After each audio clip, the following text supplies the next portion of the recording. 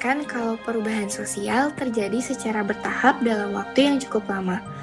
Perubahan ini mengarah pada perkembangan dari masyarakat yang sederhana menjadi lebih modern dan kompleks. Berbeda dengan teori linier, teori siklus menjelaskan kalau perubahan sosial berlangsung secara berulang. Artinya, keadaan atau fenomena yang pernah terjadi di masa lalu bisa muncul lagi. Jadi, perubahan tidak selalu berarti kemajuan, tetapi mengikuti pola yang terus berputar. Berikut adalah dampak-dampak perubahan sosial. Yang pertama yaitu linear. Pada teori linear, perubahan sosial membawa dampak positif seperti kemajuan ilmu, pengetahuan, dan teknologi, meningkatnya kualitas hidup, serta pekerjaan yang menjadi lebih mudah. Namun, perubahan ini juga bisa menimbulkan kesenjangan sosial, lunturnya budaya lokal, dan kerusakan lingkungan. Yang kedua, multilinear.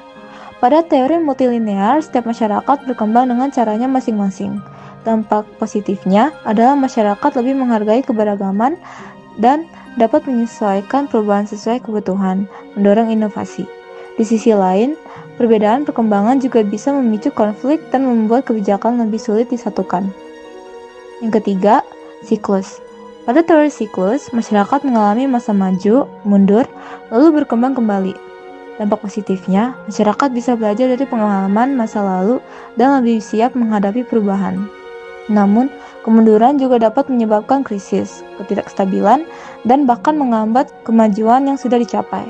Jadi, kesimpulannya, dari teori linear menanamkan perubahan yang mengarah pada kemajuan. Teori multilinear menjelaskan bahwa setiap masyarakat memiliki jalur perkembangan yang berbeda, dan sedangkan teori siklus melihat perubahan sebagai proses yang terus berulang.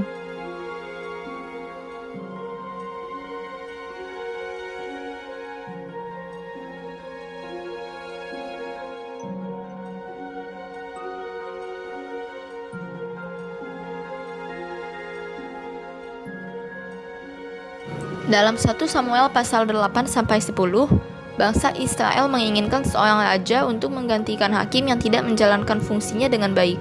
Saul pun dipilih Tuhan menjadi raja pertama bangsa Israel. Menurut Selo Sumarjan, perubahan sosial adalah perubahan lembaga kemasyarakatan di dalam suatu masyarakat yang berpengaruh pada sistem sosialnya.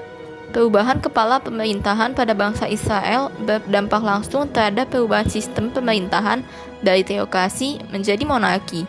Perubahan ekstrem ini pada gilirannya mendefinisikan ulang fungsi lembaga politik dan hukum di Israel pada masa itu.